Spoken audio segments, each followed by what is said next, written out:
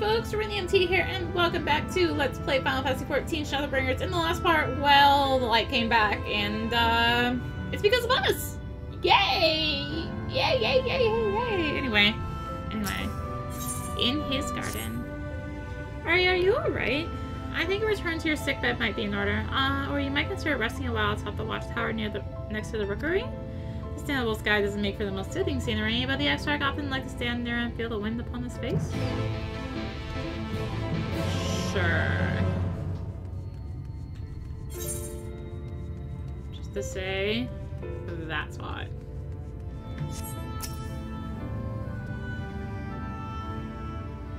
Stairs.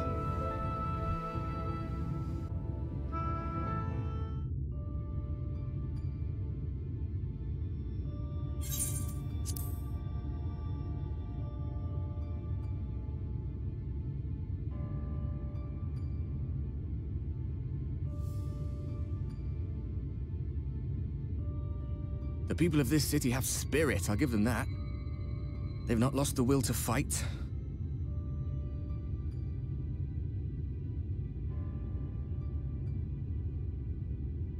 I can imagine how torn you must feel, looking at that sky, knowing what it means to everyone, and that you're responsible.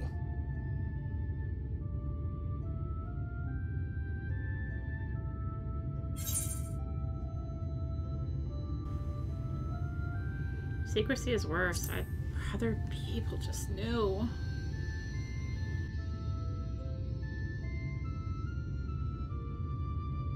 If you're thinking of coming clean, don't. It might make you feel better, but it would make things 100 times worse for them. They're better off not knowing.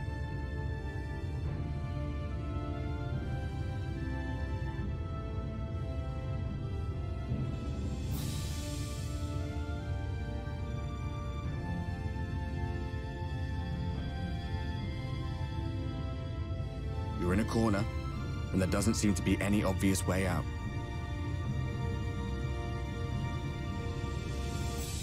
But that doesn't mean it's over.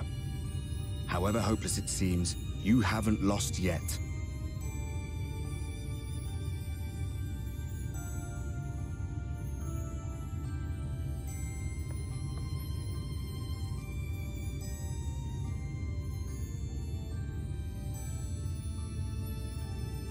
I remember looking up at the sky like this before.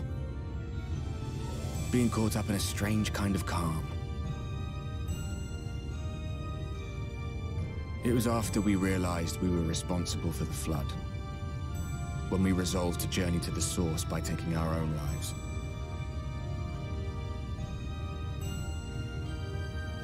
One last sacrifice. One last fight. One last failure. And then the Oracle appeared and, well, you know the rest. There were times in the years and decades that followed when I wondered if we might not have been better off just letting the rejoining happen.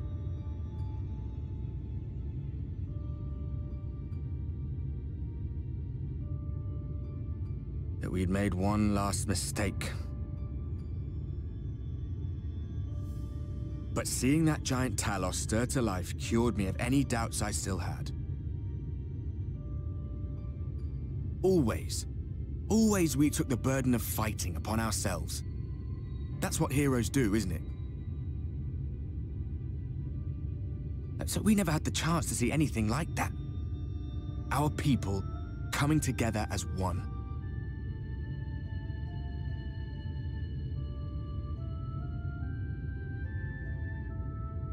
To think that their hope still burned so bright.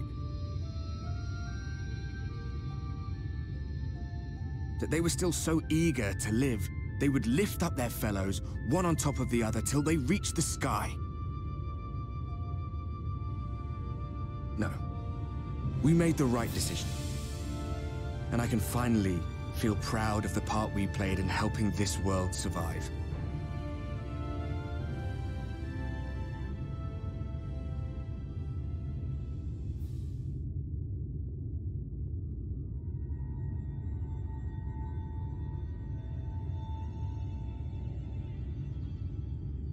Well, come on then.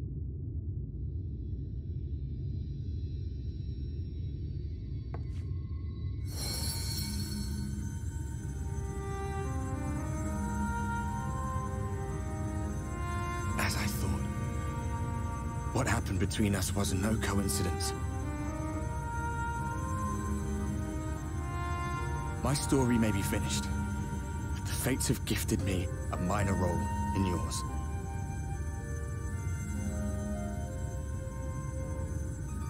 I suspected as much the moment I realized you could hear me. But it's hard not to doubt yourself when you're the man who caused the flood. I was afraid to do anything more than watch for fear of making things even worse. But no longer. After all, the path I once walked is now yours to finish.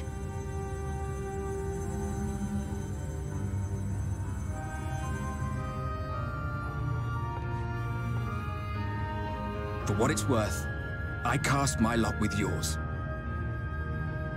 If you need a push, I'll be right there behind you. If you lose control, I'll do my best to stop you.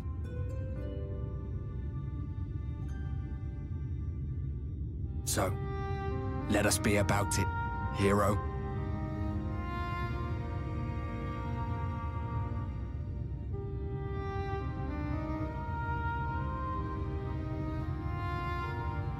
Oh, I was worried you were up here all alone, brooding and fretting and wallowing in your woes. But look at you, grinning at nothing like a pull-and-run pixie.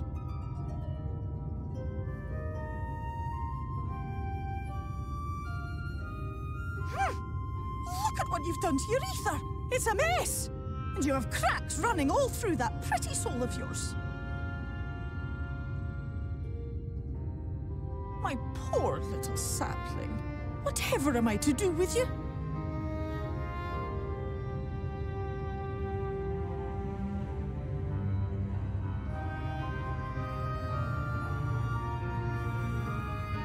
Shall I yield up my throne? You could claim it, cut ties with the mortal world, hide away in the castle.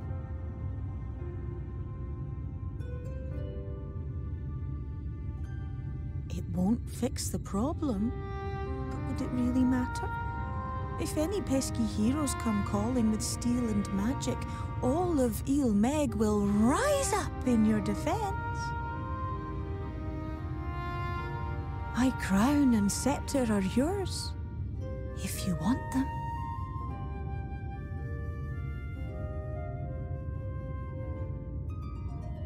What? Don't give me that look. Of course I knew before I asked that you'd never ever heed such a wicked suggestion.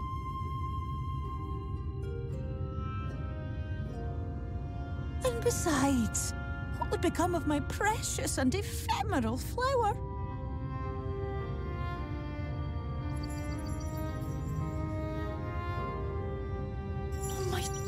Beloved sapling, you are lost, confused, and have precious little time to gather your wits. Your kind is always so preoccupied with what lies ahead, and so we muddle your vision with fog and glamour. But such trickery is easy to see through. Stand very, very still. Think not of where you need to go, but where you are right now at this moment, at this time, in this place.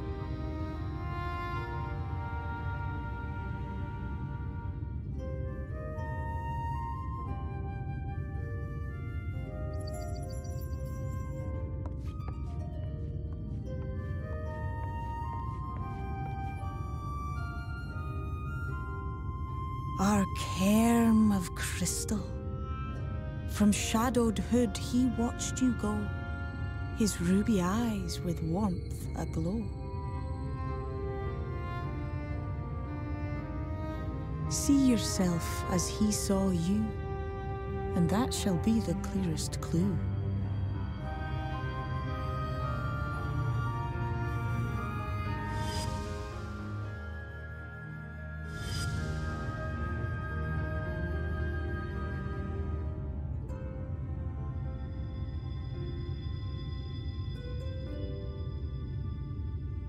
You stand in his garden, dear sapling. Ask his flowers what they know, and you will surely find an answer. But what will you do with it, I wonder? I'll be watching and waiting. Waiting and watching.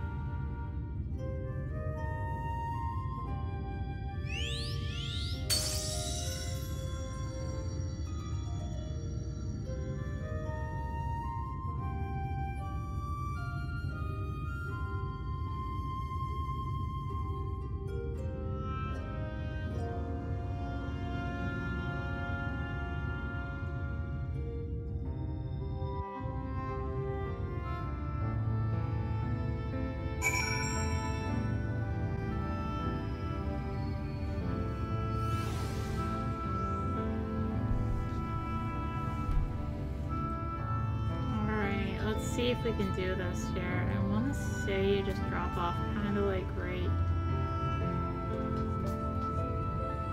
Guess we go slight back turn, I guess.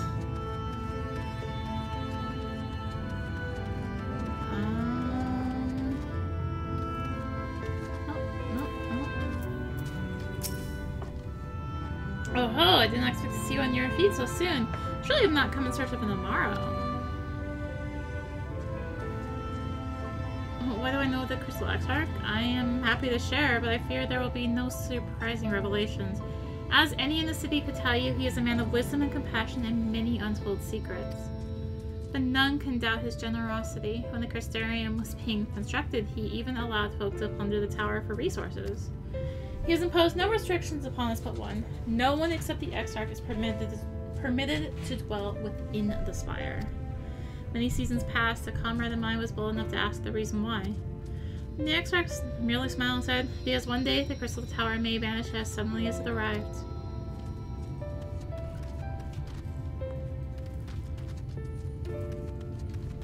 That? Okay, we will not go that way then. We'll go this way.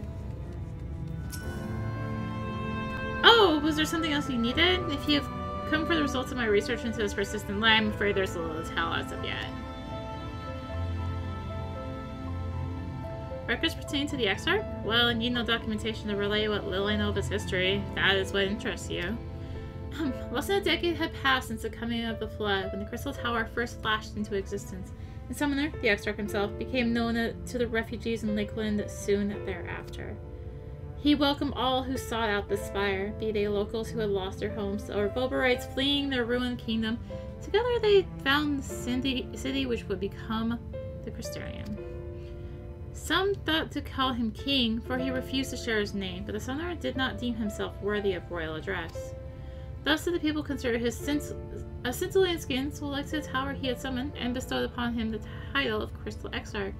As for his true name, well, it would seem as a mystery that remains unsolved to this day. Except to me. I mean, what? Arya, it's good to see you awake and alert, my friend. What's this about? You're not writing the Exarch's memoirs, are you? Not sure how much I can tell you, considering I'm good boy asking too many questions. Unspoken rule and all that.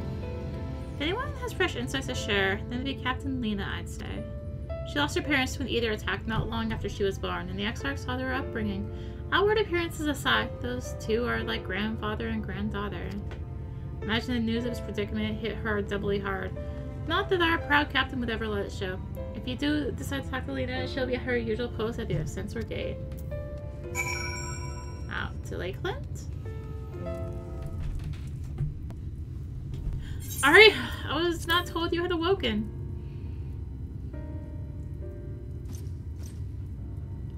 A welcome surprise. Now finally the Exarch has returned to us. He was taken by this rival of yours, was he not? Your companions mentioned they had an idea of where to find him. And so I bristled when they asked for patience. I didn't understand their hesitation until I saw that you had fallen. Only then did I realize I had no business rushing ahead. Even so, the delay has been no less agonizing. In the moments before he left to join the Kalusha, the Exarch entrusted me with a key. Opens the door in the to a chamber known as the Umbilicus. This room is the heart of the tower, into which only the Exarch himself is permitted to enter. He bid me allow none into the tower once he had departed. Only event that an army of eaters descended upon the city was I to access the Umbilicus and awaken the defensive barrier. Never before had he left me with such instructions, but the battle with Vothri loomed near, and at the time I accepted the key without much thought. Since then, however, that moment is all that occupies my mind. When I recall the look upon his face, he knew that some terrible fate awaited him.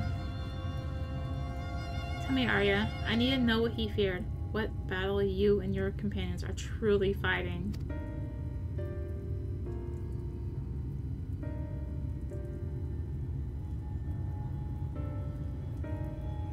Forgive me. I trust in the Exarch, and I shall be voicing these doubts when he is not here to respond to them personally. But you have come to me with a question of your own, have you not? I see I'm not the only one who burns for answers. The time has come to open the tower's heart. Though we do not face an invasion of eaters, I suspect the city will be in far more dangers if you do not gain the knowledge you seek.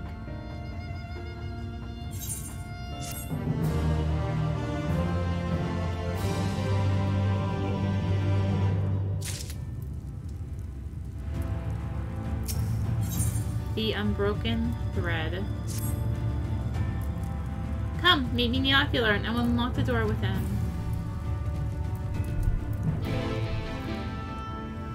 Mr. Arya, the captain said to expect you.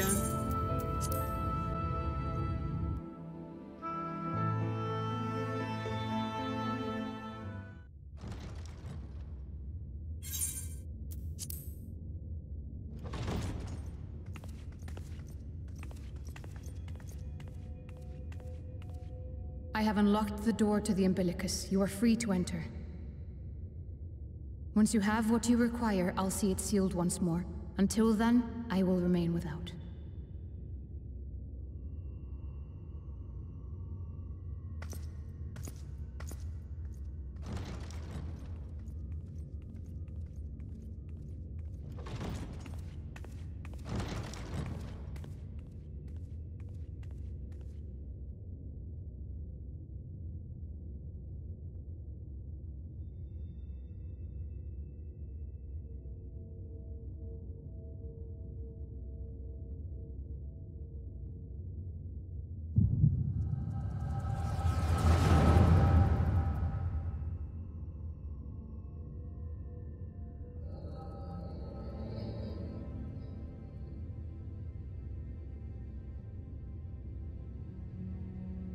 A moment to collect my thoughts, I prithee.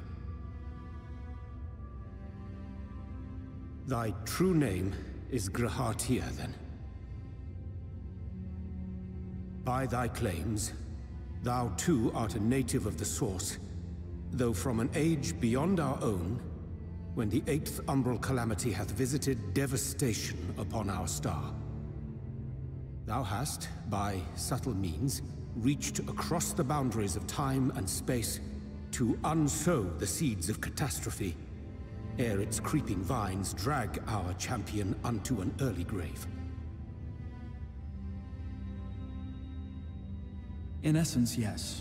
A difficult story to swallow, I am sure.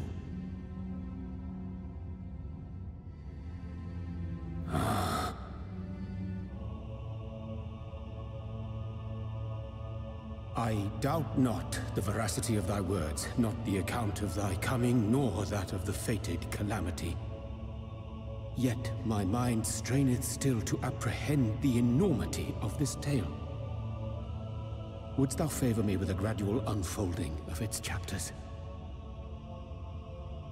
Certainly. But where to begin? I should start with those great minds who survived the calamity. Cid Garland being perhaps the greatest. In hopes of staying the unending tides of war, he and his fellows pursued all manner of possible solutions. One of these was rooted in a theory which unified several fundamental principles discovered over the course of the Warrior of Light's adventures. It proposed a method by which one could enter the River of Time, traverse the rift, and leap between worlds. Perfecting that idea, however, was a work which consumed their lifetimes, and thus was it left to future generations to decide whether theory would be put into practice.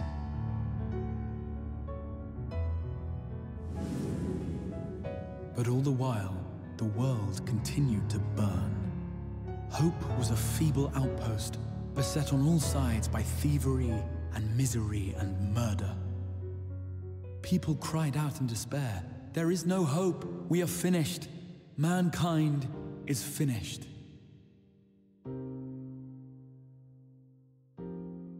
Then others raised their voices in answer. Though we be beyond salvation, those who came before may yet be saved. We will forge a crossroads and pave the way for a different future. By the wisdom of our forebears, we will prevent this calamity from ever having come to pass.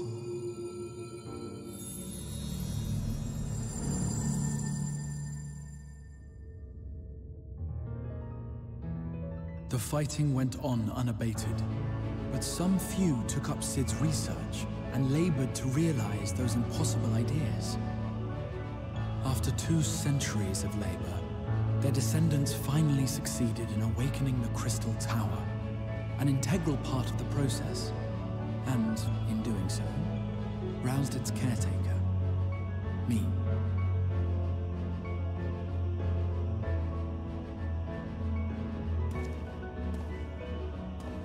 By this stage, scholars had largely established the phenomena underpinning the rejoining, and identified the first as the shard which precipitated the 8th Umbral Calamity. This grand structure was already capable of storing the energies required to attempt the translocation. All that remained was to augment some few of its functions based upon the theoretical models of Cid and his compeers.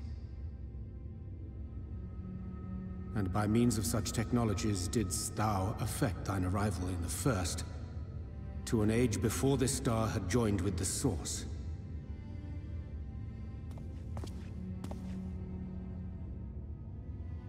Some while before, as it turned out. 'Tis all but impossible to predict how time will flow between one world and the next, and we missed our mark by almost an entire century.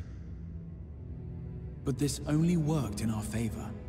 The Sin Eaters could not be defeated without the blessing of light, and summoning the only woman who might stand a chance against them would require decades of preparation.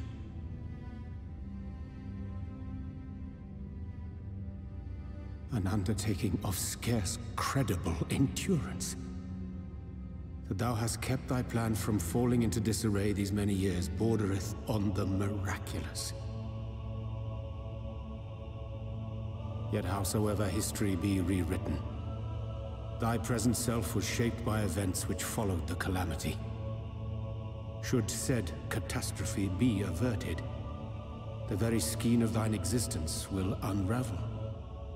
Surely thou hast foreseen this. I am aware of the consequences. 'Tis for that very reason Cid and his colleagues bequeathed their legacy as an offering, and not an edict. To give all of oneself for the happiness of others, and with no promise of reward, 'tis a hard thing to ask. Harder still for those condemned to survive in a world which pitted brother against brother. Indeed, you are right to call the execution of this plan miraculous, though the force which held it together was nothing so inexplicable. It was her. The Warrior of Light has been our unbroken thread.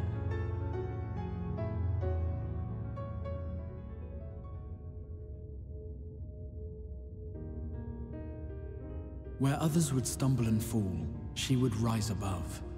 Where others would break and run, she would carry on. The Warrior of Light's tale is one of unyielding bravery. To tell it was to feel courage. To hear it was to feel hope.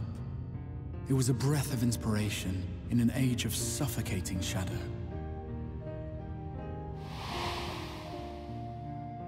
In the histories of a fallen nation was our hero hailed as its greatest ally. In the time-worn pages of a noble's memoirs were her deeds joyously retold. For many, these stories were the flame which warmed them through the coldest of nights.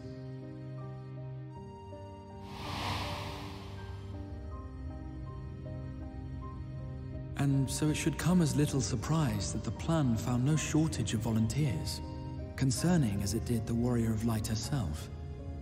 It was their chance to add their own verse to the hero's saga. She was the lodestar that brought them all together, to send their final message back through time and space to her.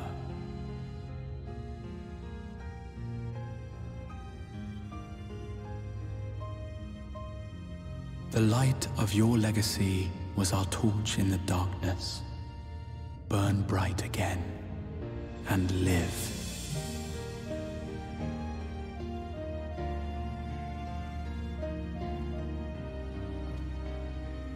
I am merely the bearer of that wish, come to ensure it is safely delivered.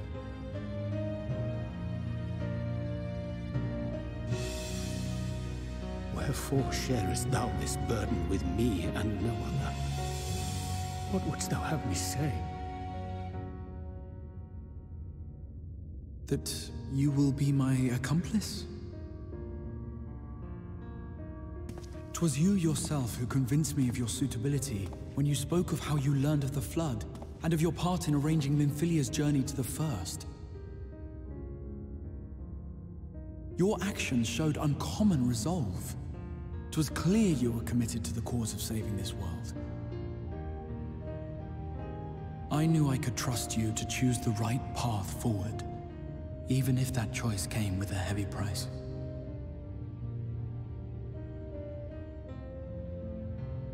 What price?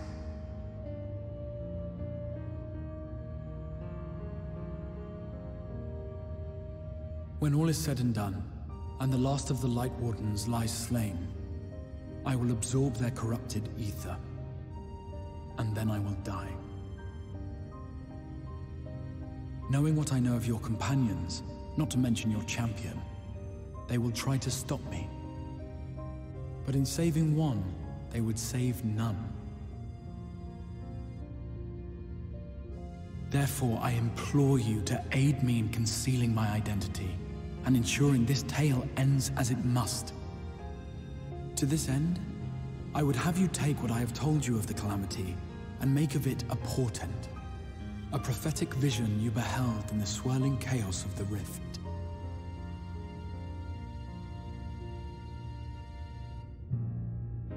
Is this truly thy wish?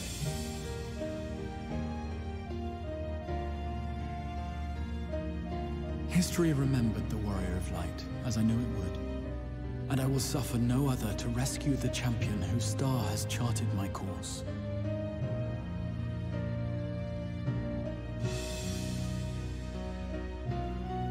I will see this tale to a happy end, my friend. There has been enough tragedy.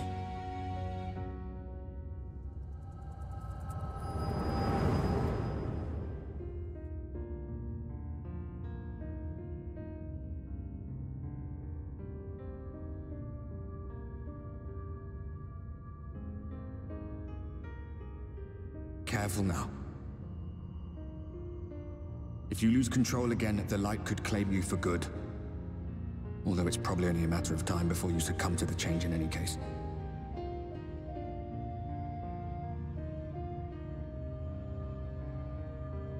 What do you mean to do?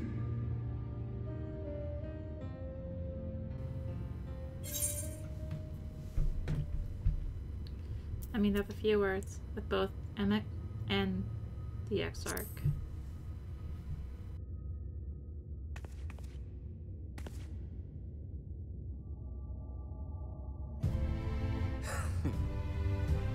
We should be on our way. Dacian mentioned the Tempest, did he not? That's the stormy seas around Calusia to you. His lair must be down there somewhere, hidden beneath the waves.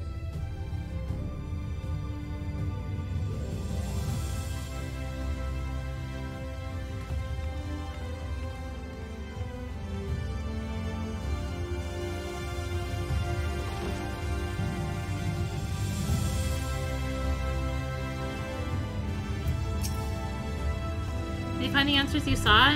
If there is nothing more you need, I will go and lock the door.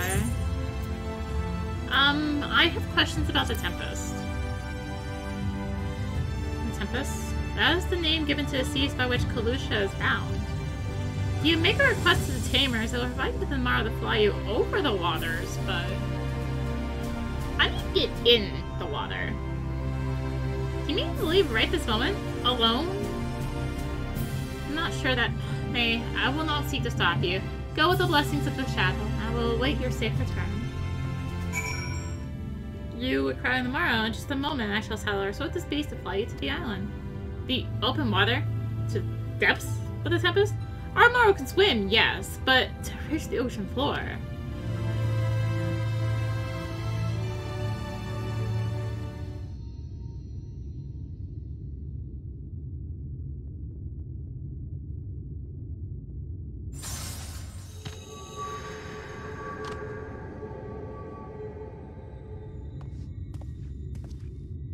Ah, we have found thee.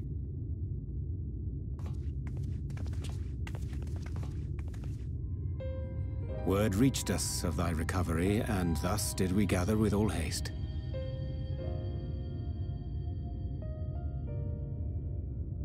Ah. By thy looks, I gather thou hast gleaned that which I came to tell thee.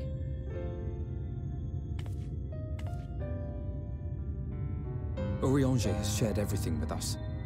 The Exarch's true identity and purpose.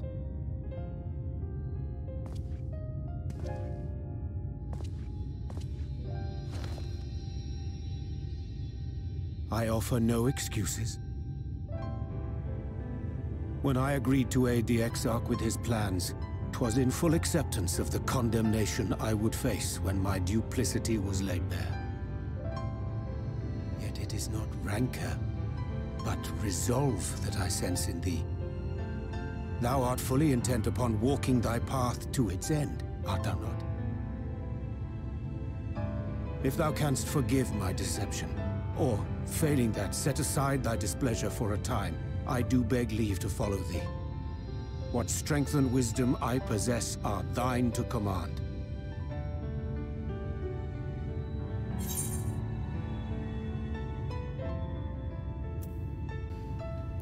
No more lies.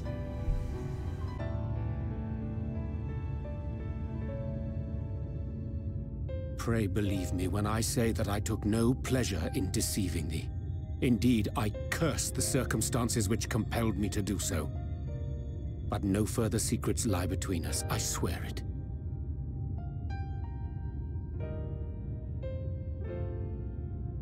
I'm sorry, but I don't think this is a good idea.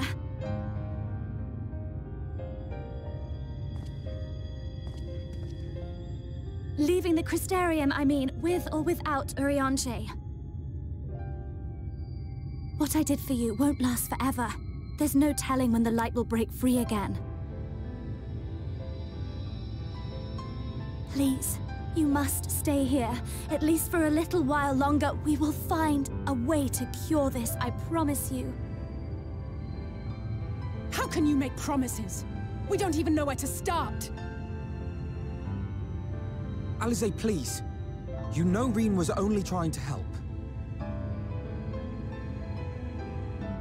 Of course I know! I know only too well! But making promises you have no way of keeping is not a kindness. It's a lie. Plain and simple. We've all searched high and low for an answer, and every one of us came back empty-handed. I am not about to stand in her way now. Not after failing her in her hour of need. No, the least we can do is...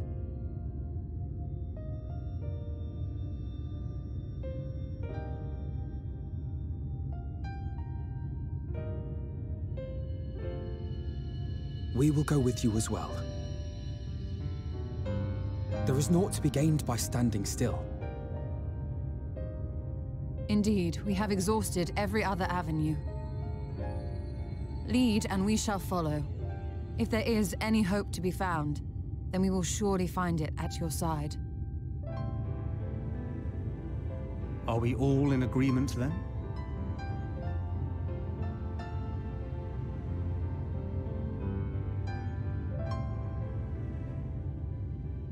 Is there aught we can do to help?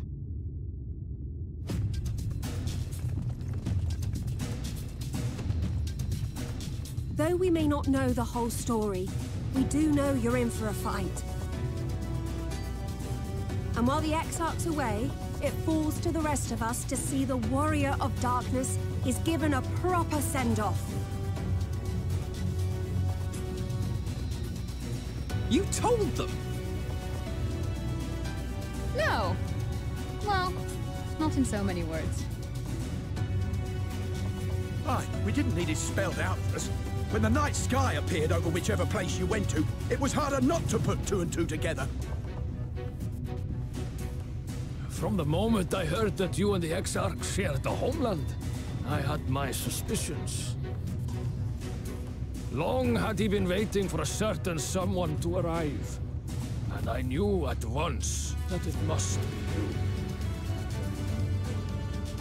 you. Exactly. When he went up to meet you, it was clear it was no ordinary visitor. That spring in his step spoke volumes. I could feel his excitement. Me too!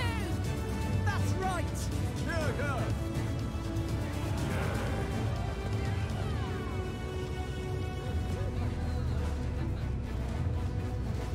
We do not fully understand where you or the Exarch hail from, or why you've all done so much to protect us. But we are deeply grateful nonetheless. So, if there is anything at all we might do to aid your journey, you need only name it. What would you have of us?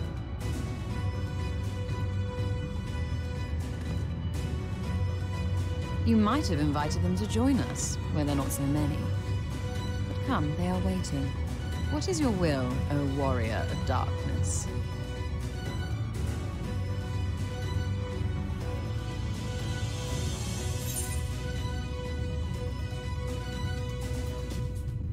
Hope for the best, but prepare for the worst.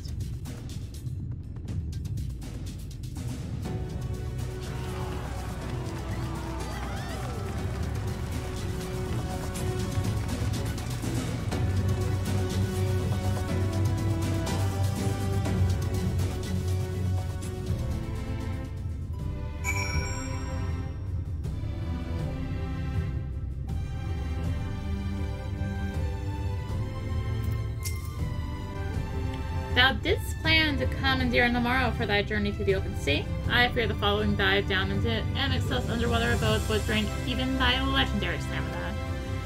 Thus, during my convalescence, we consider the more efficacious method for reaching the depths of the Tempest, and believe we have arrived at an elegant solution. Yet, ere we discuss this step, I suggest thou dost conclude such pressing business as remains to thee in the Crystarium. Once the sea closes above our heads, we are unlikely to surface again until our grand deed is done. Nah, we will. We will. That's fine. To storm-tossed seas. Then affairs are in order? Then I shall unfold to thee my proposal. Our destination is the ocean floor. Yet our goal is not simply to arrive there. Nay, we must needs have the means to breathe and fight freely. Thus I will petition the aid of one of the Fae, a being with whom I have yet to meet face to face. Rather than waste words on an explanation, I bid thee follow me unto the hamlet of Solon, which lies to the south and west. I will become abundantly clear, I promise thee.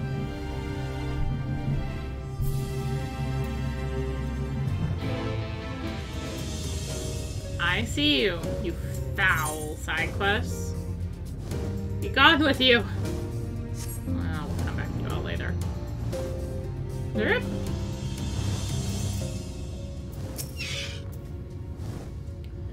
There, to the west, canst thou discern the hump of an isle rising above the water?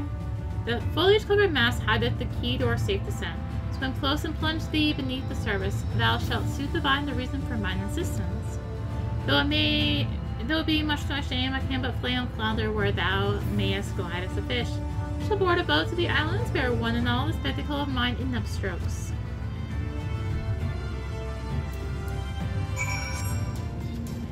There we go.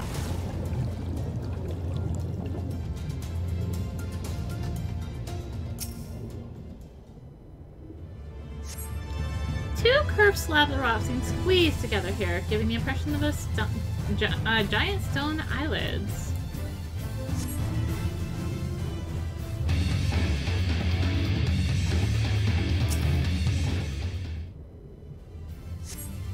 Though it appears solid enough, the rock yields slightly under your touch. Was the surface gently shifting, or was it your imagination?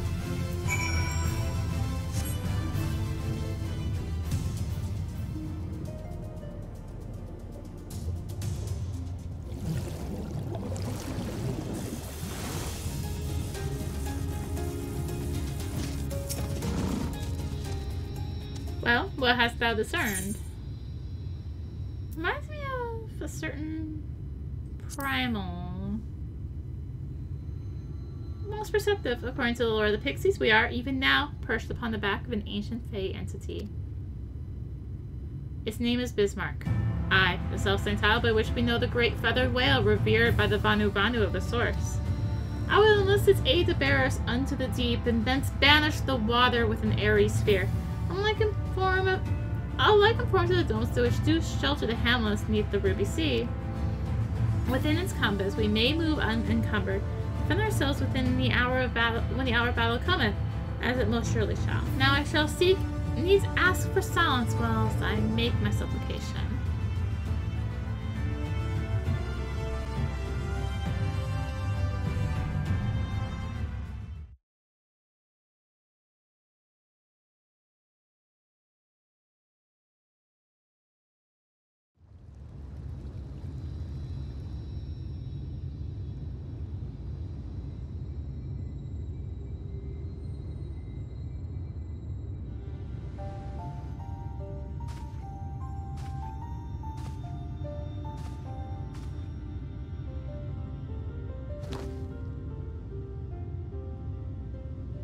Wir Sach, Bilan Bismail.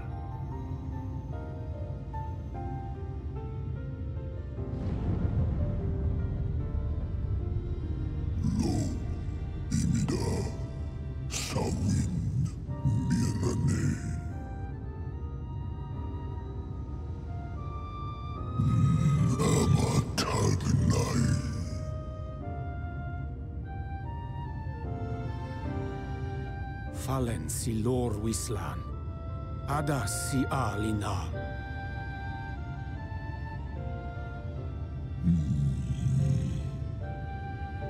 Van urs atslir, olfod thin, iri guath thi.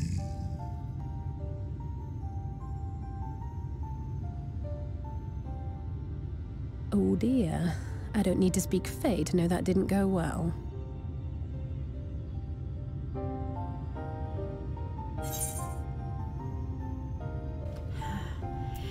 We need you, Feol!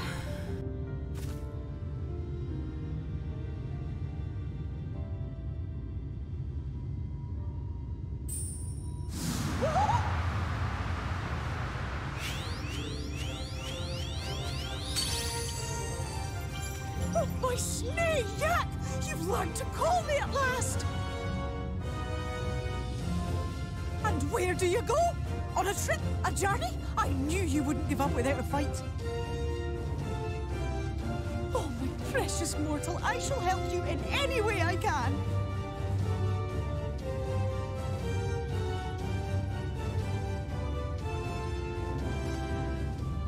Yes, Bismail win picked. Van dromi drom jakom. Van red rithje.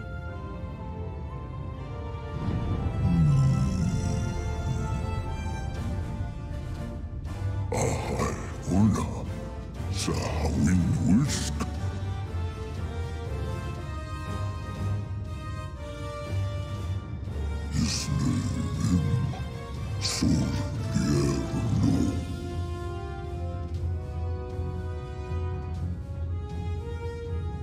Be sure to scrub this one's teeth for him upon your return. It's only good manners. It will be done, Your Majesty. Our deepest thanks for your timely intervention. An agreement is reached and your departure is at hand. You wingless ones best hold on tight. May the blessings of the Fae keep you safe, Inba.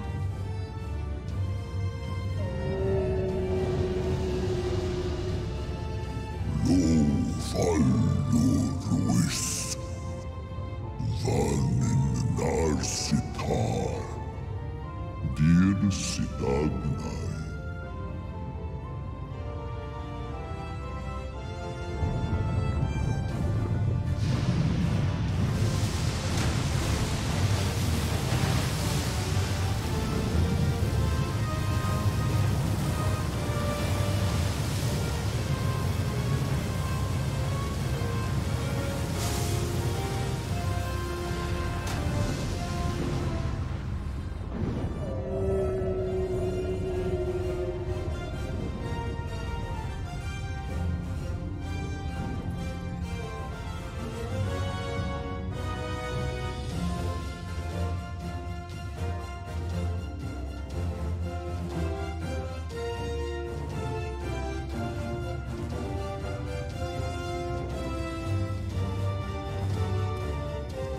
And just like that, it's all gone back to the way it was. What was you expecting? 100 years of honey and rainbows? Seeing them Yulmore types wake up and smell the ashes was miracle enough for me. Ah, the magic in the air when that ladder started moving. And when that great hulking Talos rose up. Gods. I could live 1,000 years and never behold anything so amazing.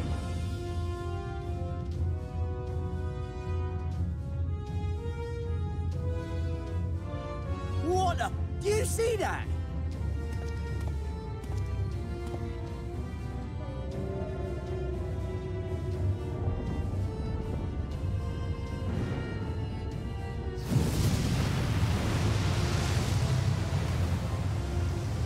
What a monster! Where did it even come from?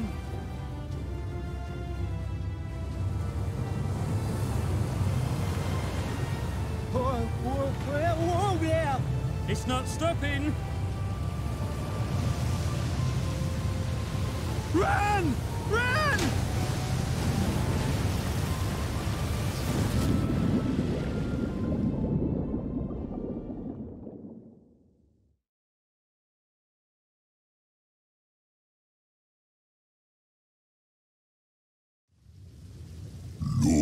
Vanana Anna, Tilden Sidok,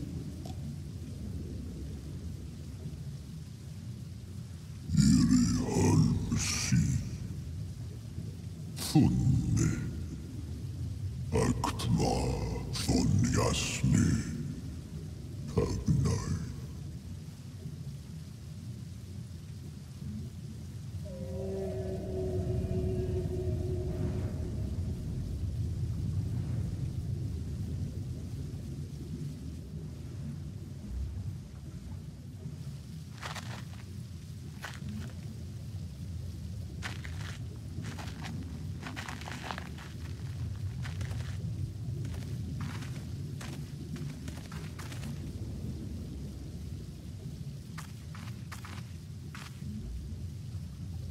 Wow.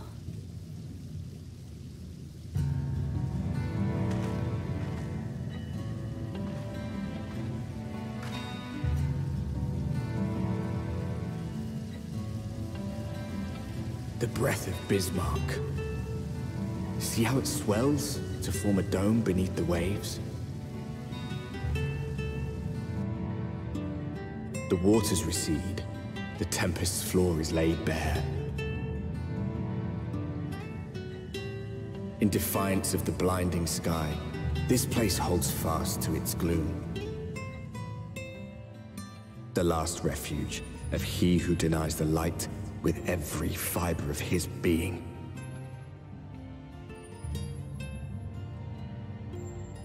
You stand at the precipice, hero.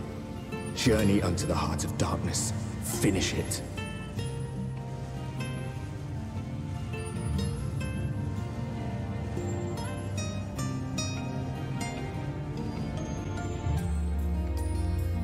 If you don't mind, I'll just be here listening to the music for a moment. I love the Tempest music so much. So good! It's so good.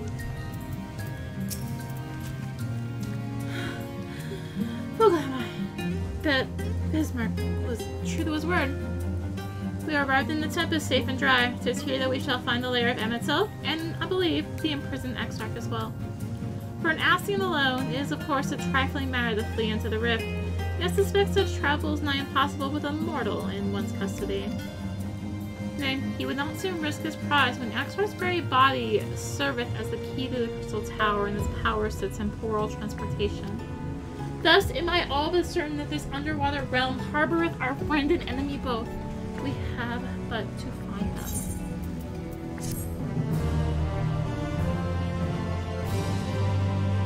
In the event that you leave the area, speak with Inwil at Venmont Yards and Kulisha to return to the Tempest.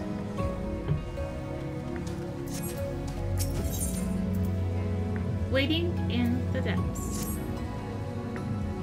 Now as for where we should begin looking, I'd rather doubt Emet will be sitting around out in the open. Suppose we follow the slope down towards the deeper trenches and keep an eye out for rock formations large enough to hold the house's stronghold. Let's be off then, but watch your footing. The ground is still wet and like to be slippery.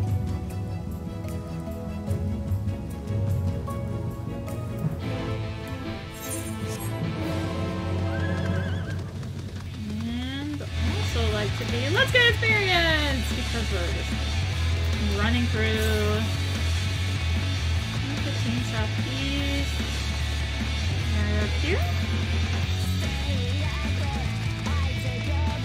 By the way, that means we are passing our vital to spawning the S rank of the Tempest. Oh, yeah. Let's hit on the other side of this little rock formation. So yeah, these Cleonids are key to spawning the S rank of the Tempest, also known as Gunnet.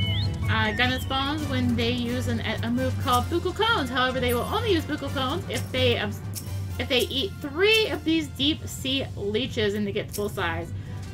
Once they are at full size, Buccal Cones does lethal damage. It will do your full HP of damage. There are ways around it, also known as shields or tanko shit buttons. Yeah, so like, yeah, you can shield through it and it'll help you survive, or you can hit the the way I usually do it is I will get on. No, that's not. What? Oh no, that's there. Okay. I'm like, wait, what? I don't normally see these out and out. But yeah, so you can either do like shields, or I do it on Dark Knight, and use the Blackest Night to do that, and then hit the Walking Dead, their oh shit button, and this lets me eat about 3 Buccal Cones. Oh wait, hold on.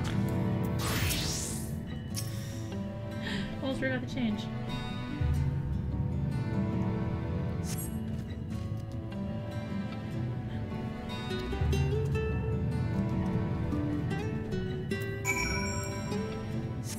It didn't matter, did I?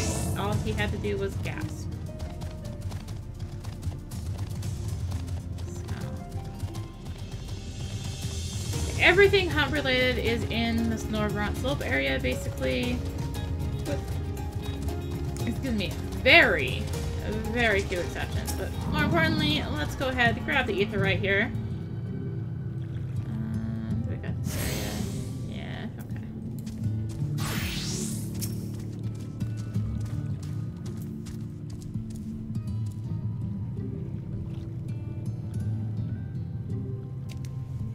The finless ones, they followed me. Why have you come? Was it you who took away our water?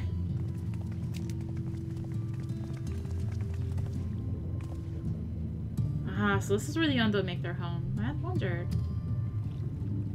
Pray forgive us any inconvenience we have caused. We were not aware your people lived here in the Tempest. We need this great dome of air that we might conduct the most urgent search, and thus beg you for your understanding. Chieftain, what are we to do?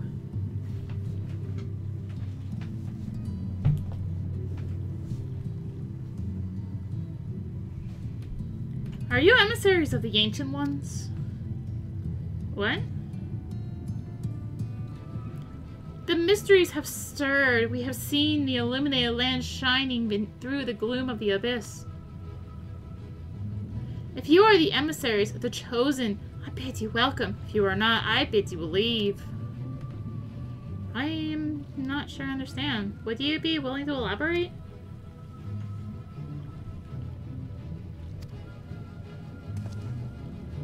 It would seem not. I suggest we withdraw for the moment.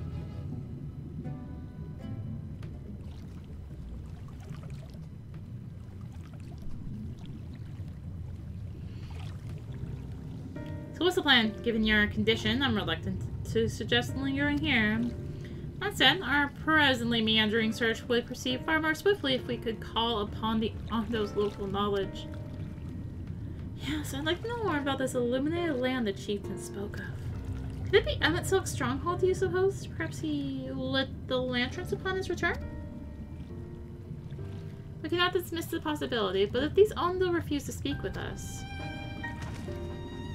Arya, do you remember my first game for entering Yulmar? How I had planned to ingratiate myself by offering lucrative trading opportunities with the Ondo? The individual I dealt with was reticent in manner and curious in custom, but we were able to reach an agreement nonetheless. I believe that with the right approach we can build a similar relationship here. What kind of approach did you have in mind? The chieftain fellow didn't leave us many options. We are to tread the swiftest course and we must needs locate its beginning. This plan of our all-too-dramatic arrival hath thrown the settlement into confusion. Were we to solve such problems as we have caused, and assure our hosts thereby that our purpose here is not inimical to them, they may yet prove amenable to reason. I smell chores. So do I. Very well, if it can be done quickly. What do you think? I've nothing better to offer, but I do worry what will happen if the Ondo's tales end up leading us to a dead end. I cannot say for certain, but I sense this tribe has a deeper connection to the Ascians than first meets the eye. It warrants further investigation, thus I cast my vote in favor of aiding this element for the time being.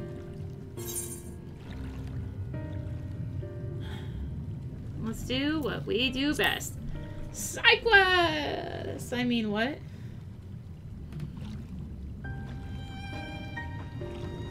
Then it's settled. Ishtola, pray proceed with your investigations. The rest of us will see about fostering some goodwill.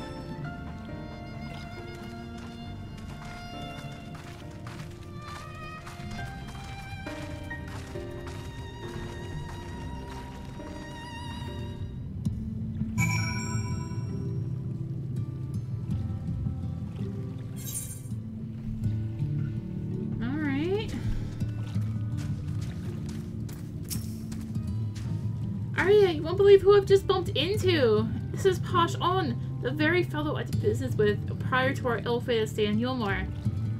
I awaited and you did not come. Then the Mistle came, but his visits did not continue. I'm truly sorry, Posh On. Things did not proceed as planned. Is there aught we can do for you by way of an apology? Perhaps. Where the dry return, a cave to the north, is home to giant crabs. Do not fear the crab, for we are the swifter swimmers. Now there is no water. We run and they scuttle close behind, snipping and snapping with their claws. There are too many of them. Too many. I believe I can be of assistance there. And what of you, Arya? If you've not found a task, you are most welcome to join me. Indeed, I should appreciate the company, but a dry return has a rather ominous ring to it. Alright, well, I think we'll do that next time. Really?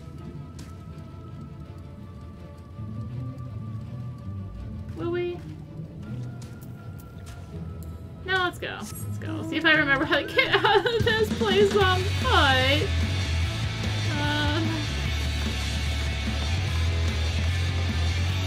Maybe another area I'm used to flying out of.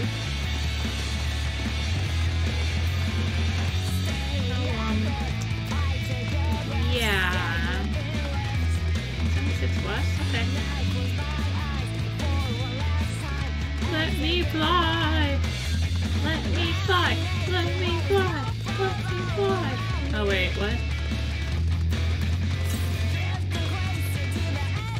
Okay, so southwest.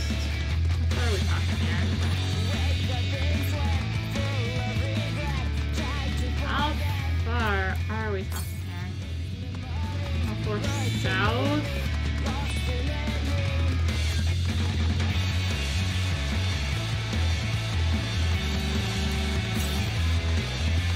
East? What? Oh. Directions difficult. Might be why.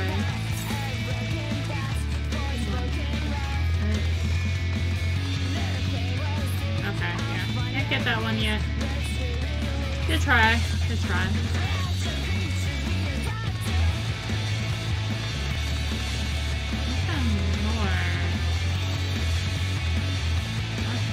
Oh, I think I know what it is.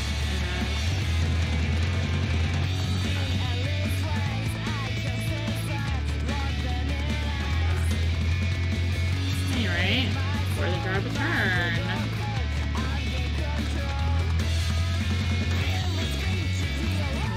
Drive tank back to the right job and beat up enemies. Gotta find a lookout point. That was not difficult to find.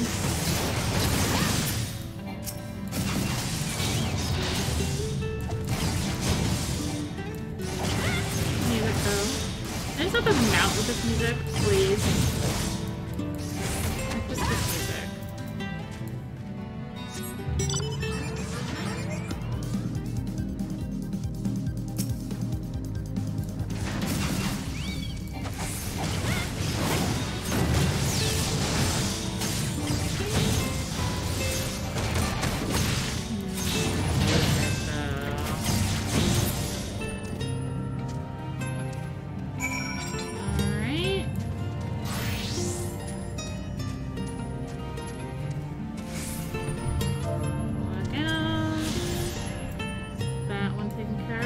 Do believe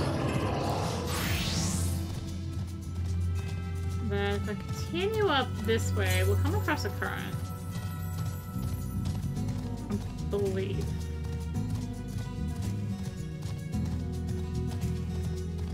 Hello, part of the chain to spawn the super fate here, which I don't even think is available right now, so I'm not even gonna try.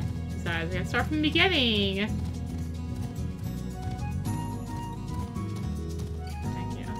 No! No! No. Oh wait, there's a lot of room out here actually. 25 south. There it is.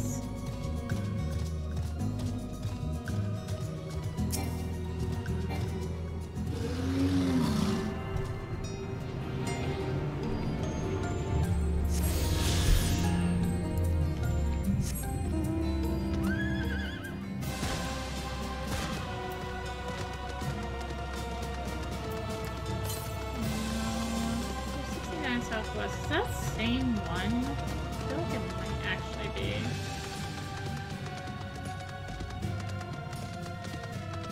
Oh, by the way, we passed the hunt spawn point.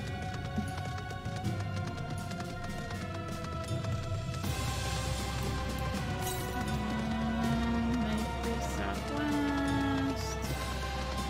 I feel like it's the same one, isn't it? Feels very familiar. Maybe. It's really close, though. There's 7 southwest. Okay, yeah, we're getting multi-layered here because there's nothing here. It's below us. Gosh dang it. Curse you 2D map and 3D world.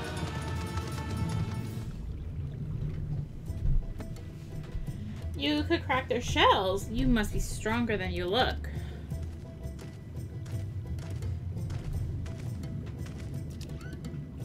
I see you've reached your quota first again. I shall never be your equal in such tests. Still, I would say we have reduced the local crab population to a far less threatening number. My thanks to both of you. You must have a reward. Nay, Posh on. This was to be part of my apology to you, remember? Besides which, the lack of water is our doing, for which we must also make amends. Might I convince you to tell us something about your village instead? I would very much like to hear more of you and your people. Very well. Before the flood came, it is said that our ancestral home was found in the seas to the south.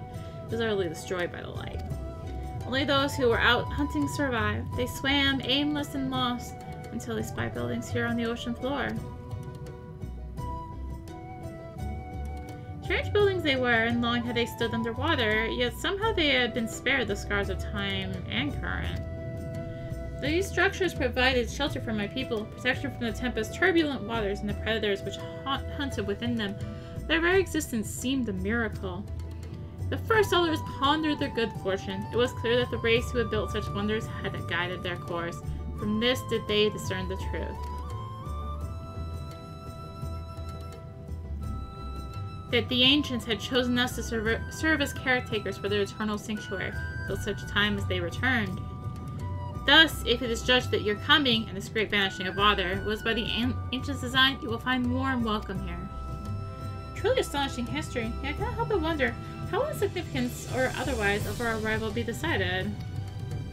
The ancients have blessed us with the protection and prosperity. If your presence serves to bring us the same, there will be no doubt in the matter. And it would seem our earlier decision was the correct one. We thank you for the lesson, Pasha, and we'll continue to do all we can to assist your people. Should you desire help with any other trouble, pray do not hesitate to ask. We shall return to the task at hand, only do not try to overexert yourself, my friend. The risk far outweighs the gain.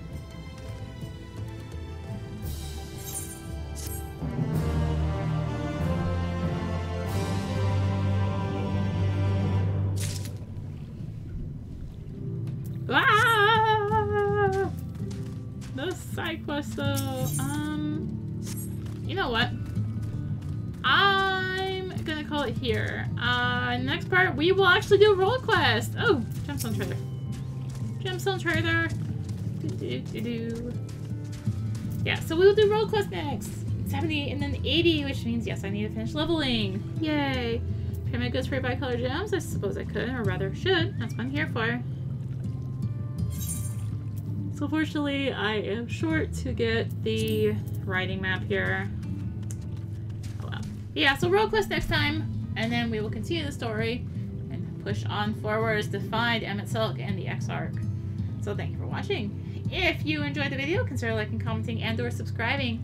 If you really enjoyed, consider supporting the channel. All support greatly helps to keep being content like this and more. You can find links for that in the description, along with links to me on social media. So thank you again for watching, and until next time, this is Rinium T, signing out. Bye!